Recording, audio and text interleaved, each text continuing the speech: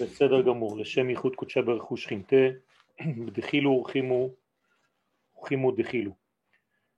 Alors, shalom à tous, j'espère que votre matinale se passe bien jusqu'à maintenant. Nous allons bien entendu continuer notre développement de Derech Hashem du Ramchal Akadosh. Et il est un verset dans Isaïe qui dit Hanoten bayam derech ubemaim azim netiva. Akadosh Baruch Hu est considéré comme celui qui donne dans l'océan un chemin. Hanoten bayam derech. L'océan est considéré comme le monde dans lequel nous sommes, étant donné qu'il y a des hauts et des bas, un mouvement perpétuel, un manque de stabilité. Et lorsque Akadosh Baruch Hu nous donne un chemin dans cet océan, ça veut dire que nous avons, malgré tout, dans ce monde perturbé, une droiture divine qui nous permet d'être reliés constamment à l'essence de l'infini. Dans l'instabilité, il y a un chemin stable. Ce chemin, nous l'avons trouvé par exemple à la sortie d'Égypte, dans la paracha que nous avons lue hier. La traversée de la mer est en réalité trouver, se frayer un chemin à l'intérieur même de la mer. La mer qui correspond à un monde perturbé, à un monde instable, trouver un chemin pour traverser cette mer et tout simplement trouver l'infini, béni soit-il, dans notre monde où il y a des hauts et des bas. Ce degré est extraordinaire parce que il a été donné à Israël. En effet, les Égyptiens qui sont venus juste après pour essayer de passer dans le même passage que le peuple d'Israël venait de passer, se sont noyés. Ça veut dire que chacun d'entre nous a son chemin dans ce monde d'instabilité. Et en tant que peuple d'Israël, nous avons notre chemin, le chemin du peuple, qui est en réalité le chemin que Dieu nous a marqué pour traverser la vie avec le moins de perturbations possible.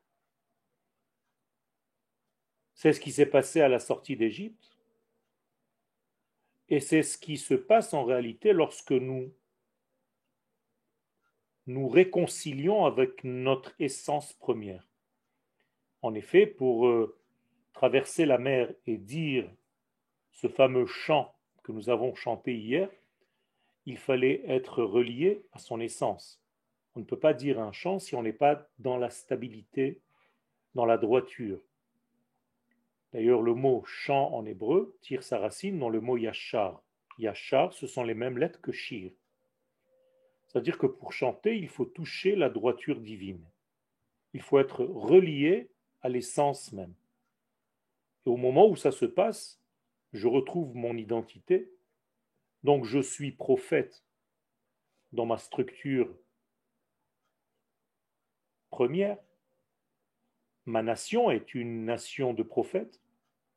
Et c'est pourquoi je vois, j'entends, je perçois les valeurs de l'infini. Et je me trouve même dans ce monde plein de perturbations, un chemin qui me permet de traverser la vie là où les autres ne peuvent pas traverser parce que ce chemin ne correspond pas à leur identité. Tout ceci pour vous dire que le Derech Hashem du Ramchal, c'est le même chemin. C'est cette fameuse route de droiture à l'intérieur même de l'océan perturbés de notre monde, de notre vie. Et nous sommes venus donc dans ce monde pour perfectionner en fait, pour se perfectionner, tout en sachant que nous sommes toujours dans l'imperfection, mais que nous sommes toujours dans un mouvement de perfectibilité. Le texte nous dit donc, on est à la fin du chapitre 3, Vechol nivra mishtalem, chaque créature se complète.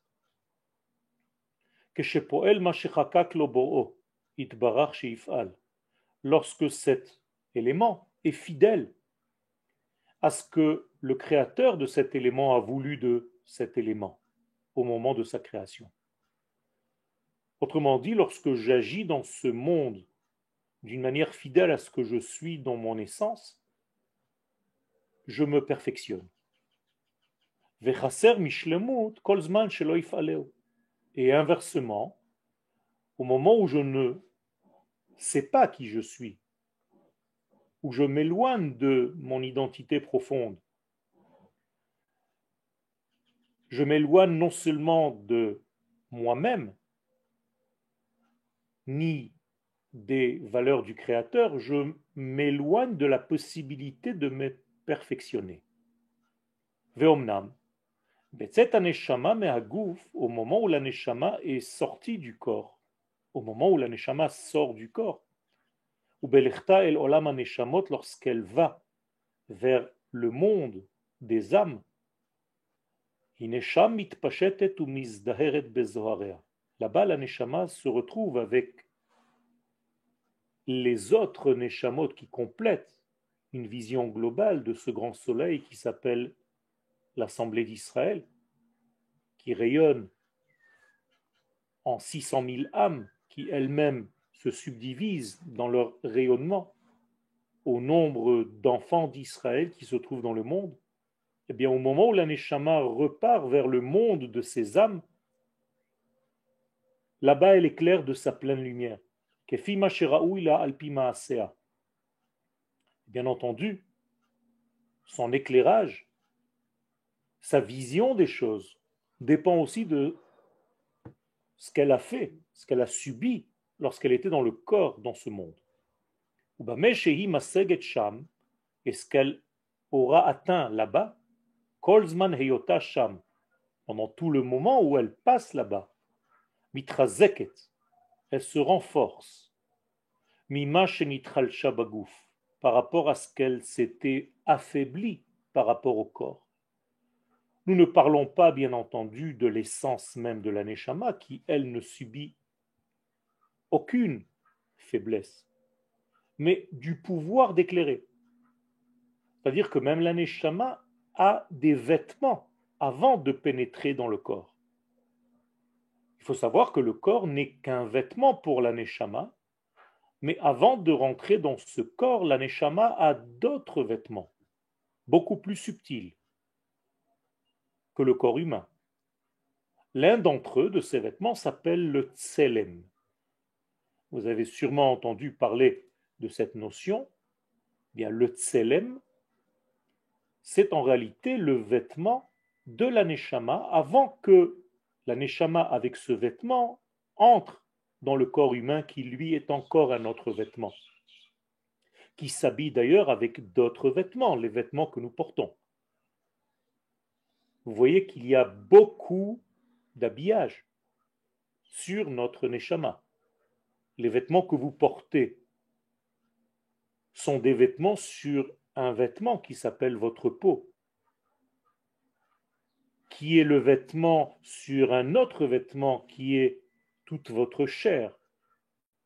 Et il y a 5 parties dans le corps humain: les os, les tendons, les veines. Et à l'intérieur, il y a encore le tselem. Et à l'intérieur, il y a encore d'autres vêtements jusqu'au moment de l'âme elle-même. Alors, lorsqu'on dit que l'âme s'est affaiblie, ce sont en réalité les parties correspondantes aux vêtements. Alors, ce n'est pas le vêtement que je porte sur moi, mais malgré tout, c'est un vêtement quand même. Et les vêtements se salissent. comme tu peux te salir ta chemise, comme tu peux te salir ta robe,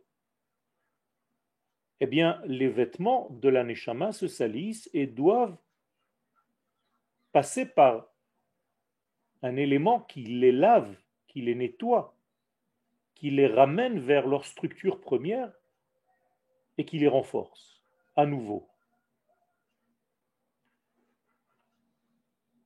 Cette chose est très importante à connaître parce que il faut faire la différence entre la neshama et ses vêtements. Comme je vous l'ai dit tout à l'heure et dans d'autres cours, la neshama ne peut pas se détériorer. Mais le dévoilement, oui. Lorsque un élément ne se dévoile pas, c'est comme s'il n'existait pas. Toutes les choses avec lesquelles vous n'avez pas pris connaissance dans votre vie, ce sont des choses qui pour vous n'existent pas. Les seules choses qui existent dans votre vie, ce sont les choses avec lesquelles vous avez eu un contact, une prise de conscience. Et donc, tous les éléments de notre âme qui ne se sont pas encore révélés parce que nous les avons bloqués par nos écrans, par nos fautes. Avonotechem hayu mavdilim, vos fautes créent des séparations.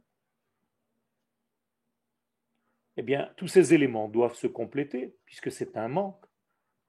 Et la Neshama va repartir vers le monde des âmes, où là-bas, elle va se renforcer de tous ces éléments qui ont été perturbés chez elle.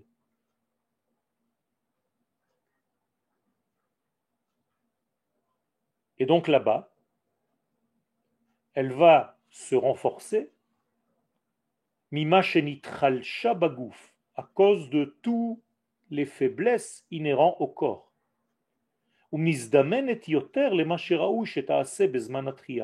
Et elle se prépare petit à petit à son nouveau travail au moment de la résurrection. Jusqu'au moment où, lorsqu'elle reviendra à nouveau dans un nouveau corps, dans ce monde, en bas, elle va être régénérée, puissante, elle va pouvoir agir pour nettoyer ce corps. Rappelez-vous que la Neshama a pour fonction de cristalliser le corps. Donc il s'agit bien du nettoyage, de la transparence dont nous avons parlé dans les autres cours. Nous sommes dans le chapitre 3 et on termine avec la dernière phase Yud Gimel. Efresh ben knisat neshama ba'ubar ou knisata batria. Quelle est la différence entre la pénétration de la neshama dans un fœtus et l'introduction de cette neshama au moment de la résurrection? Est-ce la même chose? Dit le Rav, Veulam tsarich sheteda, il faut que tu saches, ki gam ata beikanes aneshama begufa ubar, même aujourd'hui, lorsque vous voyez un bébé naître, lorsque la neshama pénètre le corps de ce fœtus, qui est encore un fœtus, qui n'est pas le bébé à sa naissance. Un bébé à sa naissance s'appelle tinok. Là, on parle de ubar. Ubar, c'est celui qui est encore de passage, ouvert. Donc celui qui est dans le ventre de sa mère, au moment où la neshama pénètre à l'intérieur de ce fœtus, bien que ce fœtus n'ait pas encore fait des actions, puisqu'il est encore dans le ventre de sa maman, et la neshama donc n'a rien acquis.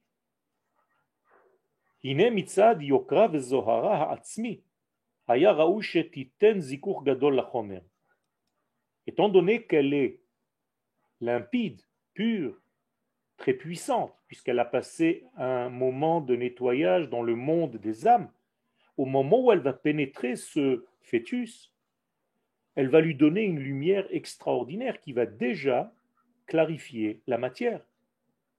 À tel point que ce fœtus dans le ventre de la maman est en dehors de la définition de l'être humain. C'est quelque chose d'autre. Dans le ventre de la mère, tu n'es pas encore un être humain. Tu ne fais pas partie du genre humain. Yotse migeder hamin haenoshi. C'est en dehors de la définition même du genre humain. Vous comprenez qu'à l'intérieur du ventre de la maman, nous sommes dans un autre domaine, dans une autre dimension. Et la Neshama, là, fait son travail à tel point que ça marche très bien. Puisque ce petit corps qui n'est pas encore né, qui est encore fœtus, avec tout cet ensemble de Neshama qui est en lui, arrive à voir, nous dit la Gemara, de l'extrémité du monde jusqu'à l'extrémité du monde. Autrement dit, il y a une force de prophétie qui s'opère à l'intérieur même du ventre. Ner Dalouk al-Rosho, il est une lumière au-dessus de sa tête. Il arrive à concevoir en fait la totalité, une dimension beaucoup plus grande. Et d'ailleurs, sa position, comme un cercle, puisque sa tête touche ses jambes et ses pieds, cela prouve qu'il n'y a même pas de décalage entre sa tête et ses pieds. Tout se touche. C'est-à-dire que sa pensée et l'aboutissement de cette pensée ne font qu'un.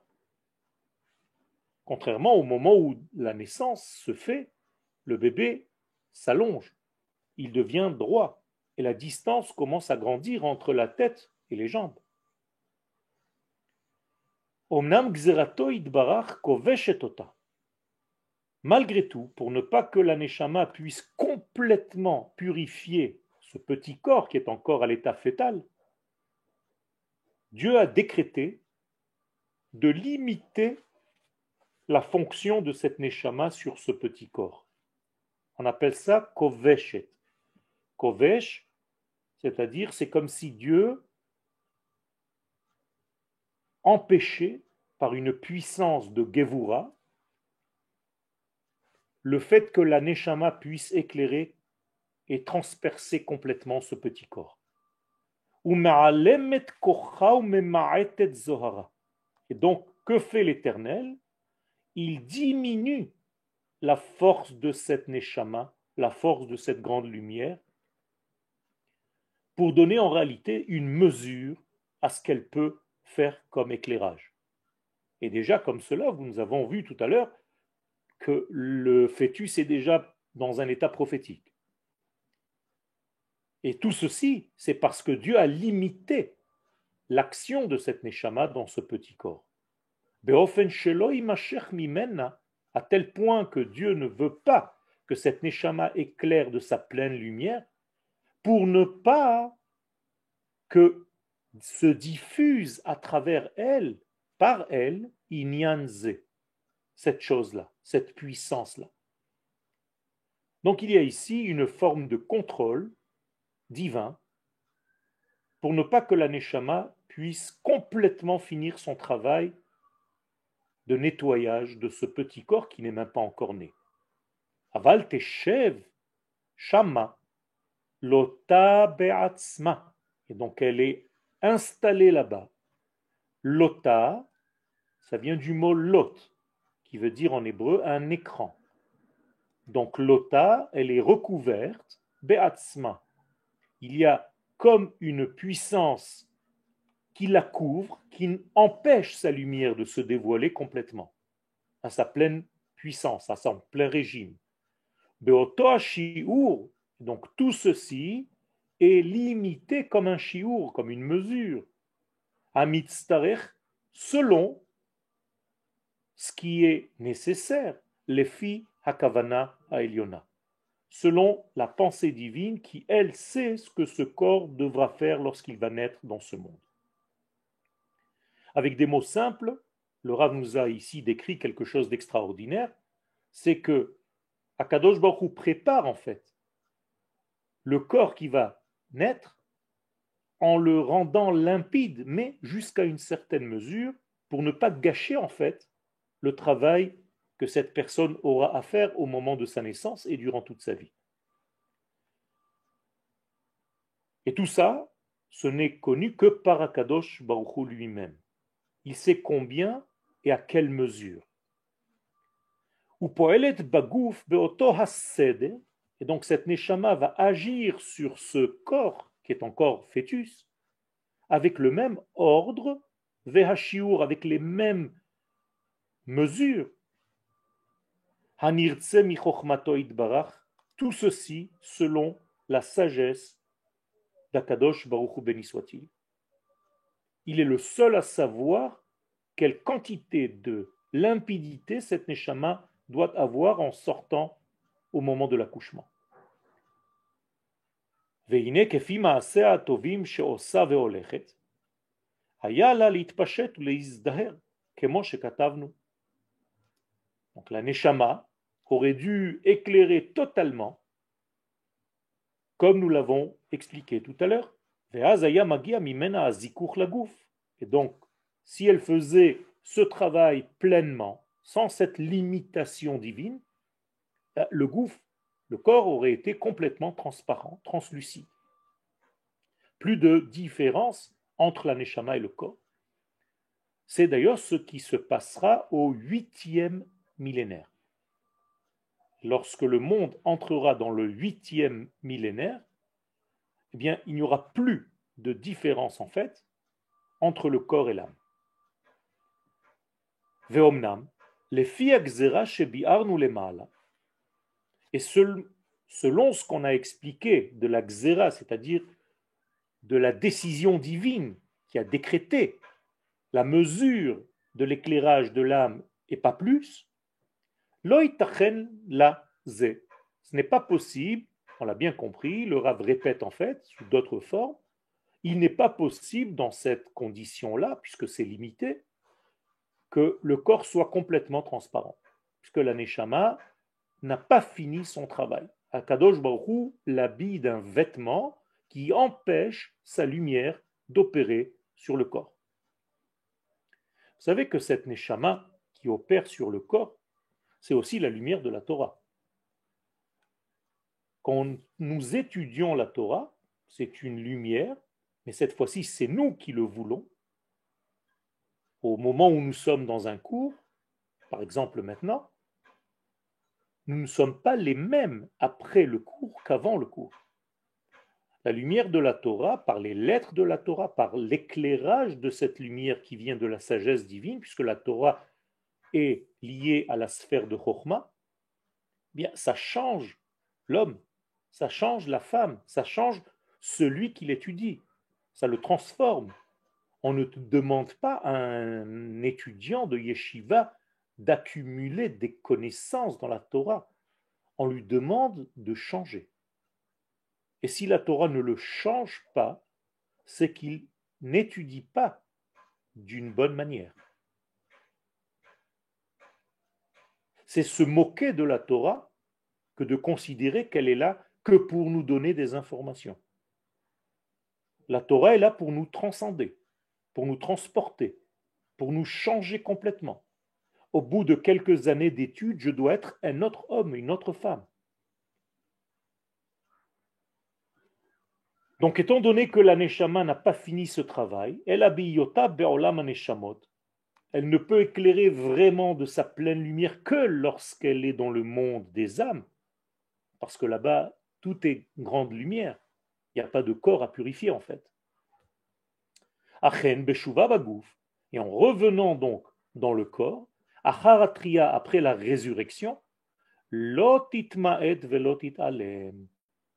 là-bas, au moment de la résurrection des morts, il n'y aura plus d'extinction de cette neshama. Il n'y aura plus ce vêtement qu'Akadosh Baruch Hu aura mis pour limiter son action sur le corps. Non, à cette époque-là, au moment de la résurrection des morts, la neshama va éclairer dans le corps avec sa pleine lumière.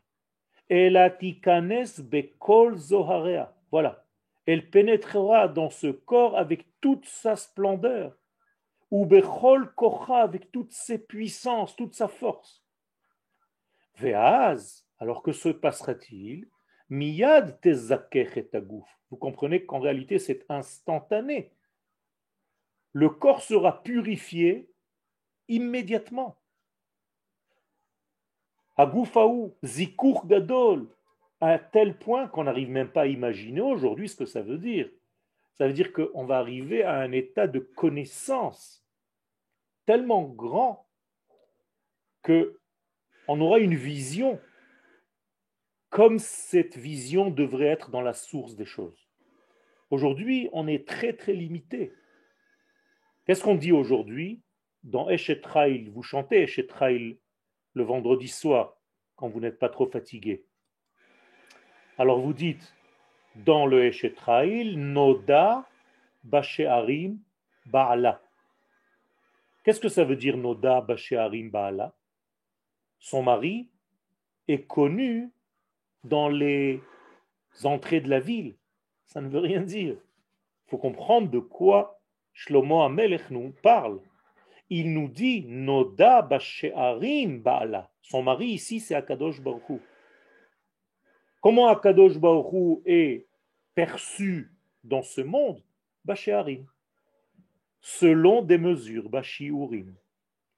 Ça veut dire qu'Akadosh Baruch Hu n'est pas perçu avec sa pleine lumière, il est perçu que dans des mesures que l'homme lui-même, selon l'ouverture de son portail ou la fermeture de son propre portail, le laisse passer la lumière divine. Noda Bashearim Baala. Noda Baala. Akadosh Baruch Hu est perceptible. Bashearim Bashiurim. Dans ces mesures. Il n'y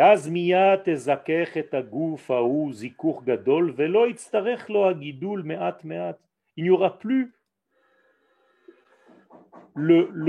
la situation de développement petit à petit du corps. Pourquoi? Ben, tout simplement parce que le temps ne joue plus un rôle à cette époque. Le temps n'existe pas. Il n'y a plus de petit à petit. Tout est immédiat. Étant donné qu'il s'agit d'éléments qui sont inhérents à l'âme, attendez un instant, je suis désolé, j'ai un problème à régler.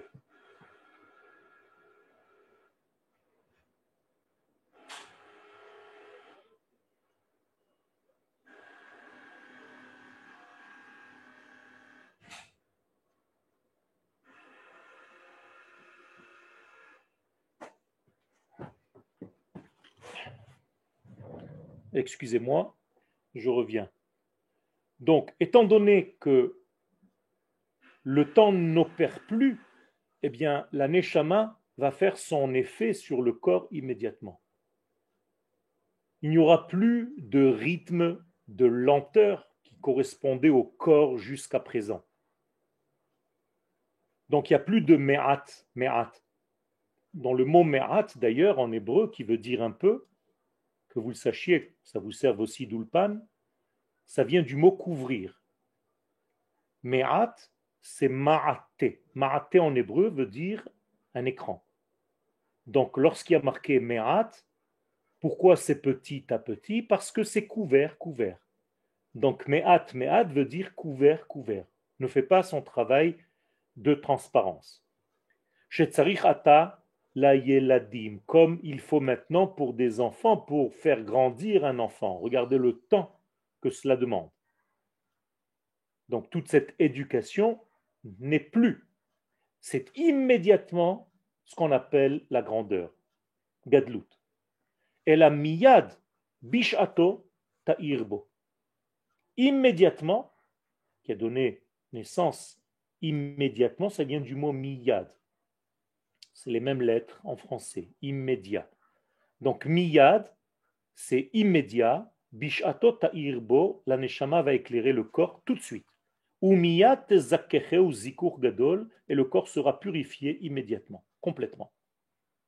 Ve'omnam lo imna ze shiyu laguf et la neshama yachad iluyim achar iluyim.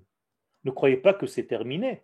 Mais lorsque la neshama va être dans ce corps et qu'elle va l'éclairer complètement, ce couple-là car la neshama et le corps est un couple. La neshama joue le rôle de l'homme, le corps joue le rôle de la femme. Eh bien, ce couple-là va grandir, va monter, va se hisser à des degrés incroyables. Ilouim, achar ilouim, des élévations qu'on ne peut même pas mesurer. Avala inyanhu, shemiyad bevo aneshama baguf, yeh ha'adam ha'u yakar vena'ale. Mais ce que je veux que vous reteniez, dit le Rav, c'est que immédiatement, au moment de la résurrection des morts, au moment où la neshama va rentrer dans le corps, ce corps va être déjà à son sommet. Yakar vena'ale. Vegufo yekabel miyad zikuch rishon. Et le corps recevra immédiatement un nettoyage premier.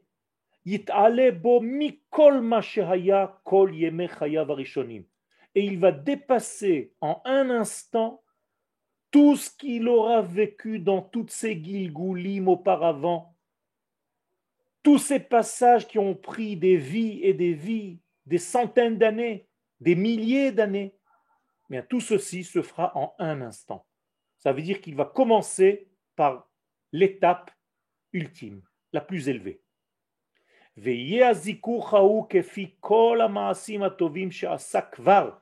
Et pourquoi? Tout simplement parce qu'on va prendre ensemble toutes les bonnes actions que ces différents corps qui ont servi à la même Neshama, on va rassembler toutes ces bonnes actions et elles vont pénétrer en réalité ce dernier corps. Et donc ce dernier corps en réalité sera la somme de toute la bonté que cette personne aura faite pendant toutes ses vies antérieures. Et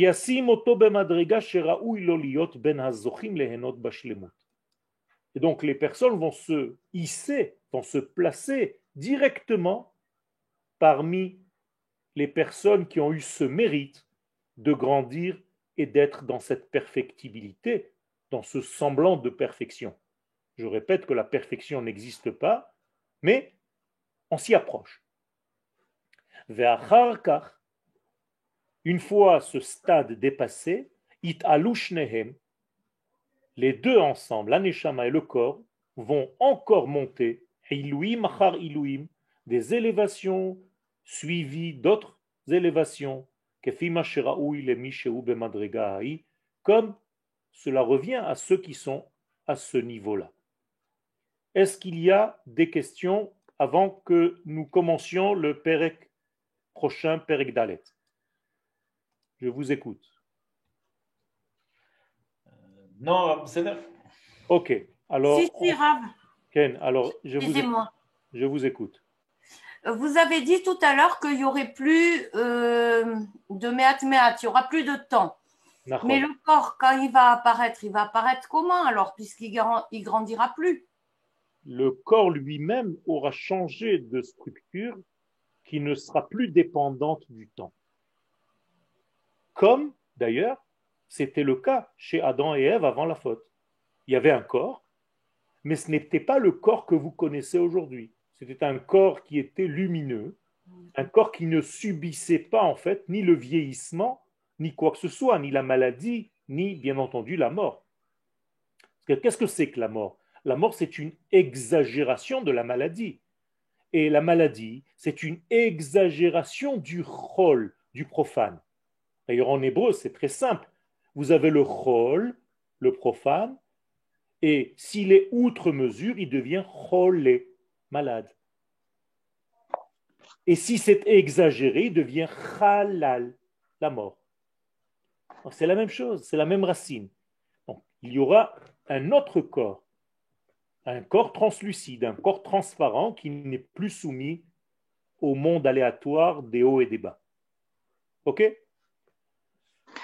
Est-ce qu'on peut dire alors que l'accélération du temps que l'on vit aujourd'hui est vraiment l'expression, la manifestation de ce phénomène qui est en train de se faire? Tout à fait, tout à fait. Le Ramchal nous dit que la Géoula, je vais vous le lire avec votre permission,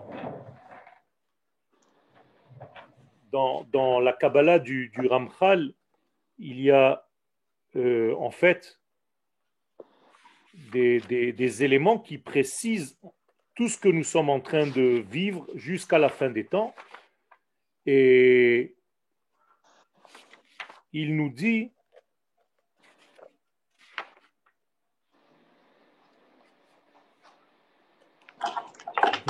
dans Rechev Israël, à la page 151, Biat HaMashiach, la venue du Mashiach, Triat HaMetim, la résurrection des morts, Veyom Hadin Hagadol, et le jour du jugement divin, Yuna Sim Kulam, tous auront lieu, Besof Elef Hashishi, à la fin du 6e millénaire. On y est. C'est-à-dire que c'est maintenant que c'est en train de se passer. Donc, combien de temps réellement ça se passera? De toute façon, ça ne peut pas arriver à l'entrée du Shabbat du temps. Et je vous ai déjà fait une fois le calcul en vous disant que le Shabbat ne rentre pas, ne commence pas au moment de la sortie des étoiles, mais au moment du coucher du soleil. Or, aujourd'hui, nous sommes au coucher du soleil du 6e millénaire. Et tout ceci, tout ce programme doit se réaliser maintenant.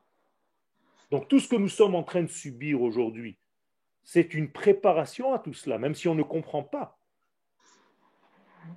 Et c'était comme juste avant la sortie d'Égypte, où on avait l'impression que tout se noircissait alors que Dieu nous promettait la Géoula. Eh bien, c'est la même chose aujourd'hui. Nous sommes juste à la porte de cette lumière infinie qui se dévoile, et le monde nous paraît de plus en plus fou, de plus en plus noir, de plus en plus sombre, de plus en plus malade, de plus en plus on marche sur la tête. Alors comment ça se passe? Mais c'est exactement pareil. Logique. C'est pourquoi il faut voir ces éléments avec notre étude. Notre étude est là pour nous préparer. Elle n'est pas là seulement pour nous donner de l'espoir vain, vide. Il y a quelque chose de vrai. Tout ce qu'on est en train de lire, c'est la vérité absolue d'Akadosh Baruch Hu qui est en train de se révéler dans le monde. Et nous avons la chance de voir ça avec un œil optimiste. Imaginez-vous les gens qui ne savent pas où ils vont. Avec ce qu'ils voient aujourd'hui dans le monde, il n'y a plus rien d'autre qu'à faire qu'à se suicider. Alors que nous allons vers une lumière, Baruch Hashem, nous savons que c'est un passage avide, c'est un passage de noir, mais qui, Baruch Hashem, aboutit à un degré de délivrance. Alors je continue le Pérec Dalet.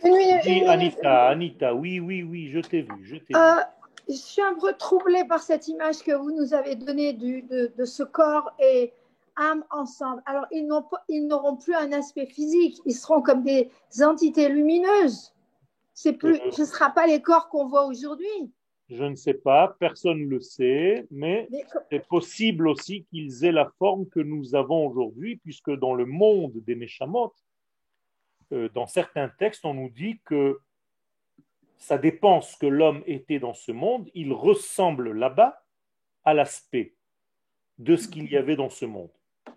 Donc il y a aussi cette possibilité.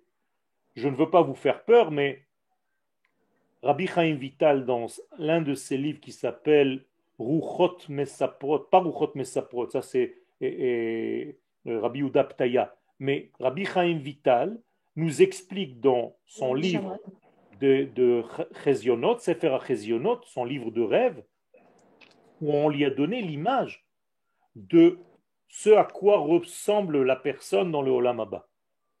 Et figurez-vous qu'il y a plusieurs possibilités. Il dit là-bas qu'il y a des êtres dans ce monde qui étaient des hommes, mais qui là-bas ressemblent à des canards. Il y a des êtres, des canards, des oiseaux. Et il monte jusqu'au moment du degré humain. Et chacune de ces formes-là ne se trouve même pas au même endroit. Les canards sont dans un monde de canards, les autres dans un monde et ainsi de suite, jusqu'à l'homme. Et il faut monter. Et il pose la question là-bas, cela dépend de quoi?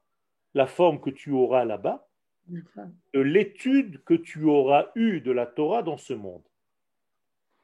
Et la conclusion là-bas, seuls ceux qui ont touché aussi à l'étude de la Kabbalah ont l'aspect humain dans l'autre monde. Ceux qui n'ont étudié que la Mishnah ressembleront à des canards. Ceux qui ont eu le premier niveau de la Torah, donc il y a des images qui sont données, il ne faut pas prendre Il les y a choses des au étapes. premier degré, mais il faut comprendre ce que cela veut dire. Merci. De rien. Alors nous sommes au Pérek Dalet. Excusez-moi, juste un détail, s'il vous plaît. Mais déjà aujourd'hui, on peut voir l'aura des personnes. Tout à fait. C'est-à-dire- Et donc, c'est déjà l'expression de ce qui va se passer. C'est une expression relativement Oui, superficielle encore. très pâle. Et on est d'accord, on est d'accord. Ceux qui ont un œil un tout petit peu plus avisé que les autres peuvent déjà voir l'aura aujourd'hui. Et même si vous ne pouvez pas le voir à l'œil nu, on peut le Il photographier y a des aujourd'hui. caméras.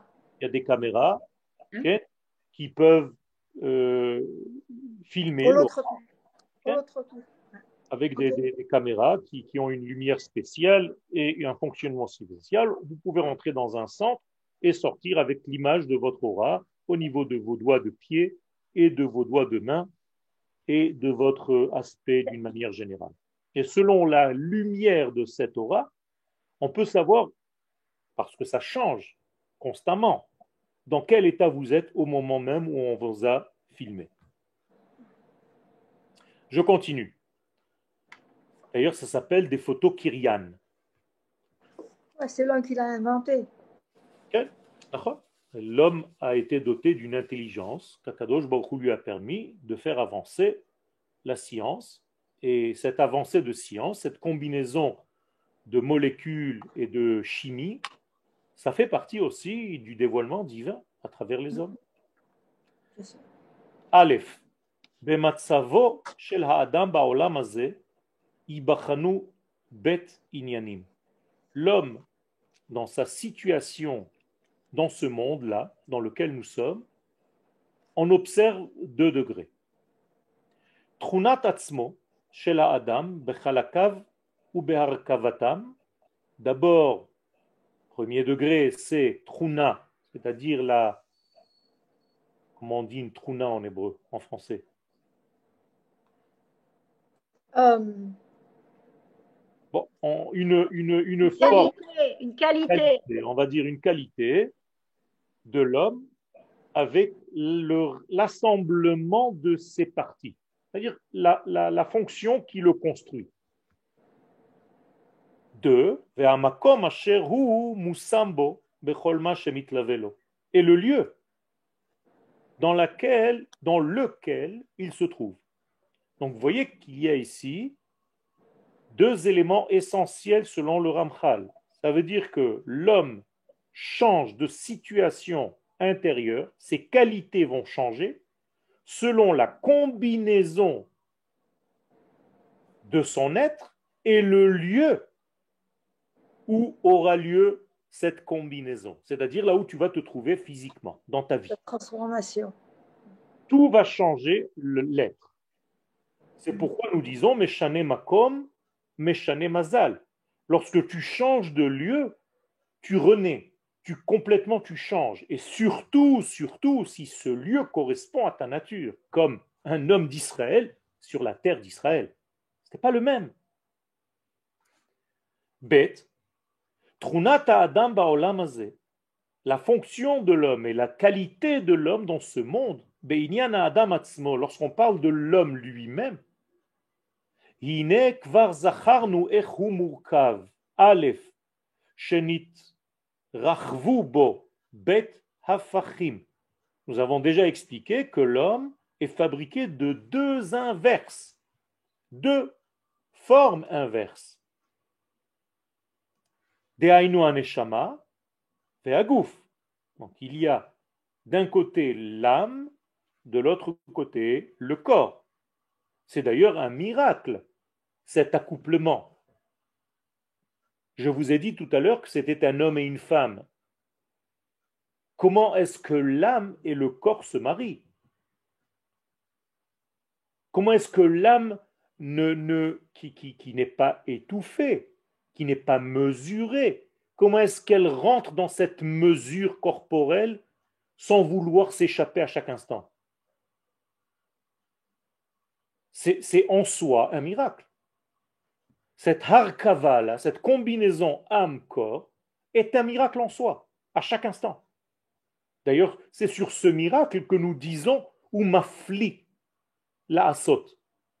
Lorsque nous sortons des toilettes, mafli la asot, qu'est-ce que ça veut dire mafli la asot? Ça nous dépasse complètement. Comment la neshama ne s'échappe pas de ce corps? Qu'est-ce qui la retient? Elle est tellement libre, tellement clairvoyante, tellement liée aux valeurs de l'éternel, et le corps tellement extérieur, tellement grossier, tellement matériel. Comment est-ce que cet accouplement se fait? Veulam, et nous voyons de nos yeux, de nos propres yeux, chez Achomriut, que la matérialité, Rishoni bo vetoldotav chazakot bo meod, c'est très très primitif. Rishoni ici, c'est primitif. Ça veut dire que la matérialité fait partie du corps d'une manière primitive. C'est comme ça. Tellement installé, ancré en lui.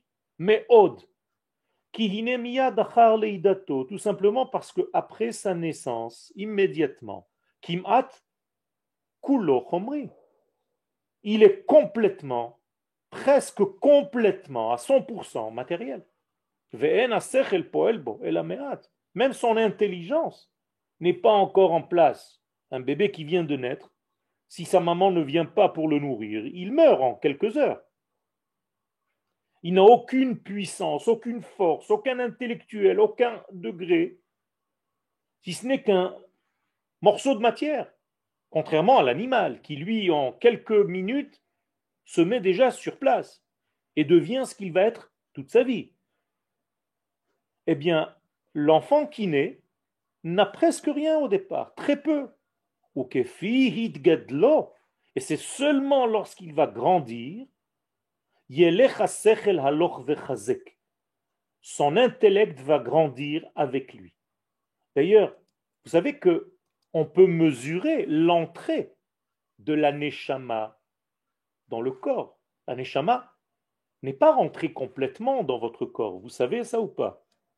La neshama entre dans le corps humain au fur et à mesure que nous vivons. C'est comme s'il y avait un flux au-dessus de notre tête, sur la fontanelle, et il glisse des éléments qui sont comme de l'huile, on va dire, sur un fil qui est lié jusqu'à la source de votre neshama. Et ce fluide d'huile coule goutte à goutte au fur et à mesure que vous grandissez dans votre vie. Un verset le dit clairement, Ach betselem ithalech ish. Un homme marche et au fur et à mesure qu'il avance dans sa vie, pénètre en lui des valeurs de neshama qu'il n'avait pas encore jusqu'à maintenant.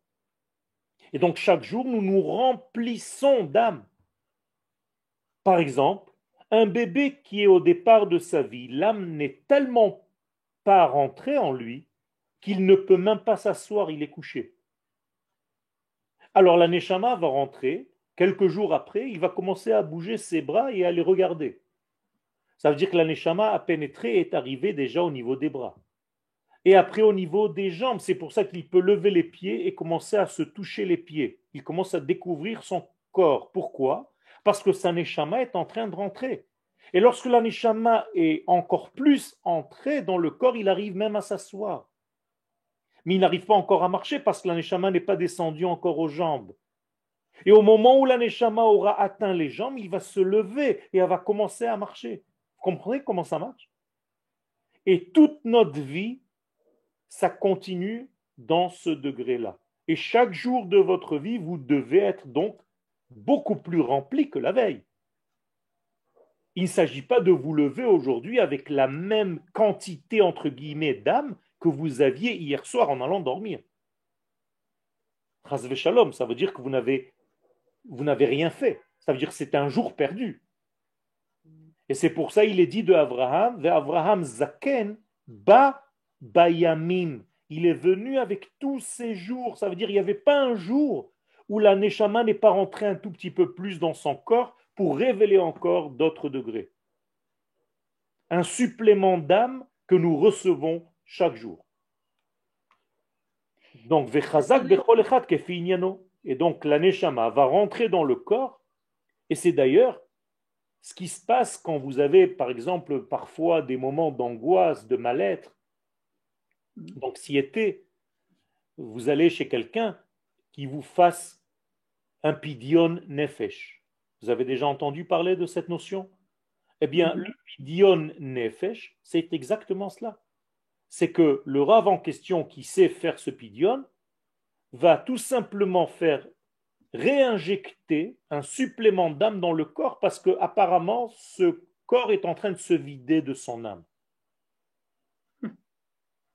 Et donc, vous voyez sur le visage de cet homme, de cette personne, de cette femme, un manque de neshama. Et donc, le pidyon nefesh, ça va racheter en fait le supplément qui a quitté le corps pour le ramener encore une fois dans le corps.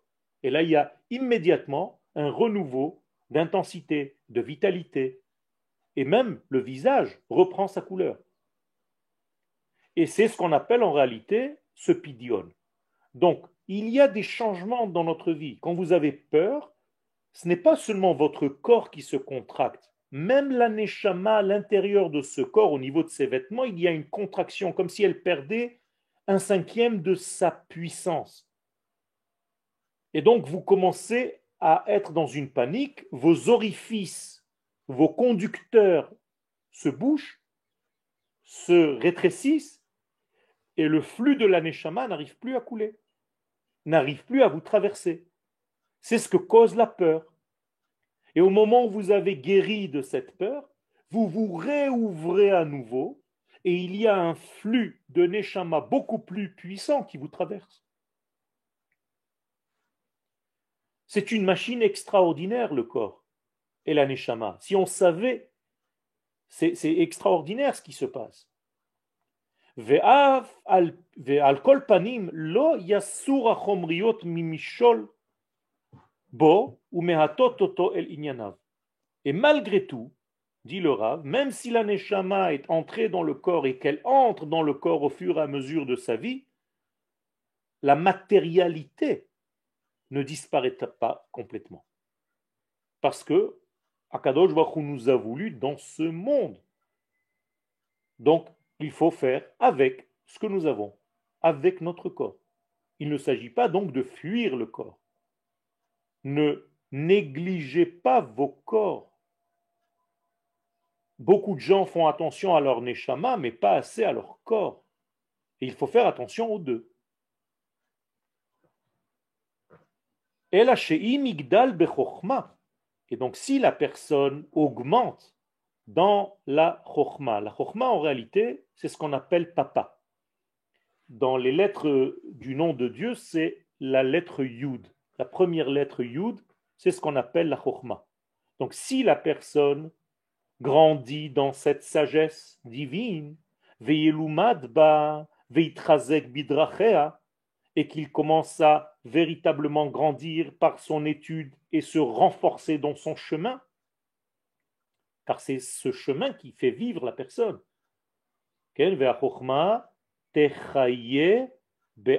Dit Shlomo HaMelech. C'est la chokhma qui fait vivre son propriétaire. Les hommes, les femmes qui n'ont pas de chokhma sont moins vivants. Et moins tu as de la chokhma, moins tu vis. Encore une fois, je peux mesurer l'intensité de vie de chacun d'entre nous. Il y a un baromètre de 1 à 10, combien tu vis. Ce n'est pas qu'il y a des vivants et des morts. Il y a autant de différences chez les morts que chez les vivants. Il y a des gens qui sont morts et il y a des gens qui sont plus morts que morts. Un rachat est appelé mort même lorsque tu le vois dans la rue.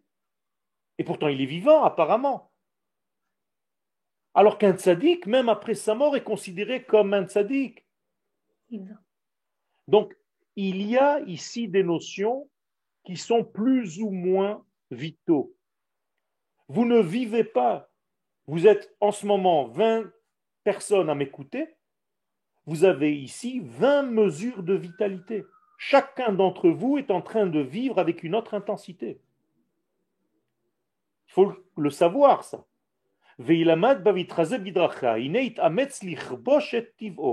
Donc, plus la chokhmah fait partie de ta vie, plus tu peux dominer ta nature, transcender ta nature.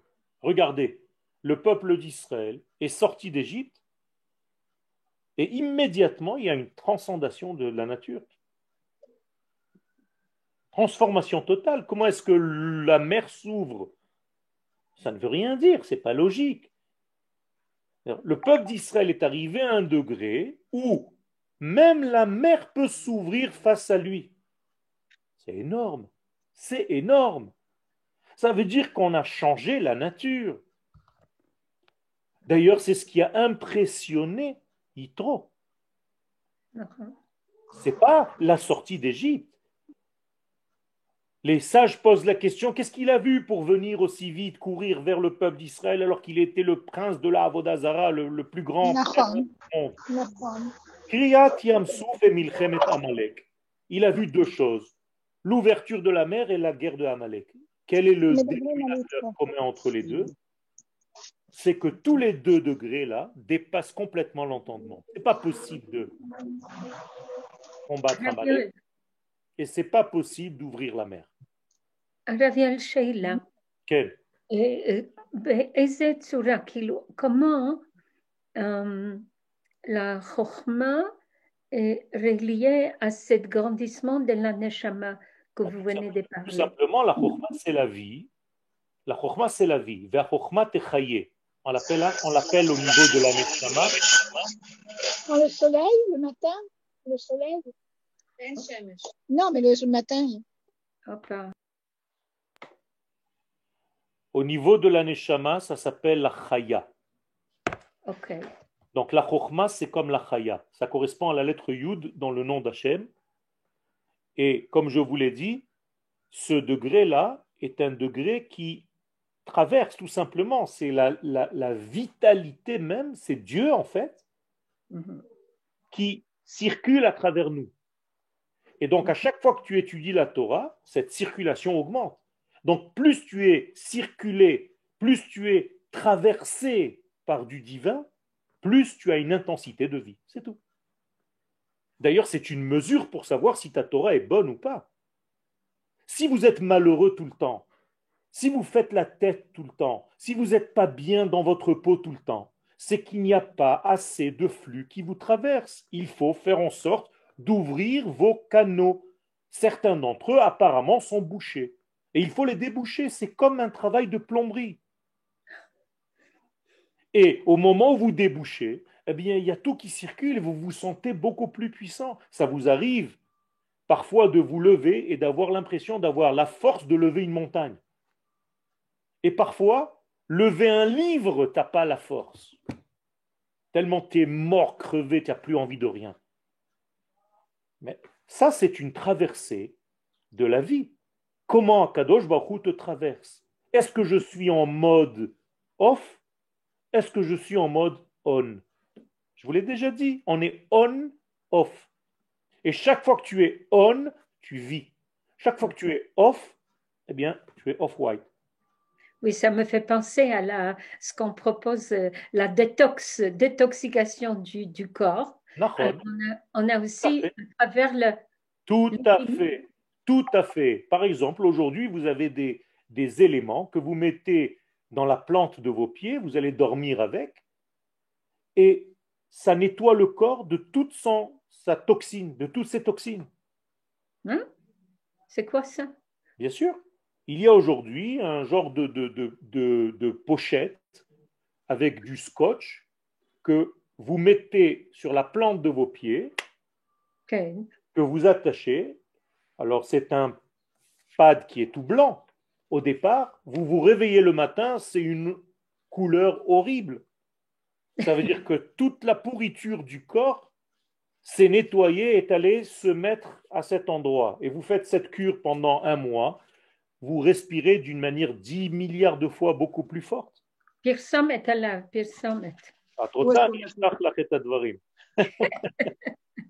C'est où qu'on achète ça? Association au droit de Vékéli. Comment ça s'appelle?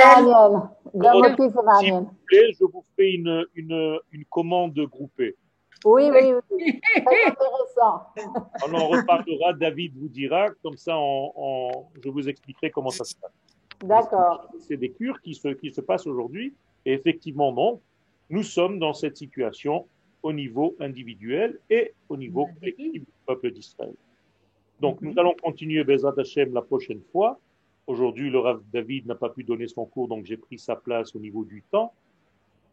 Mais sachez, et on va conclure avec cela, tout ce que nous faisons en réalité, c'est être des diffuseurs de cette lumière divine. Et plus la lumière me traverse, pas seulement au niveau de mon âme, je peux guérir aussi au niveau de mon corps.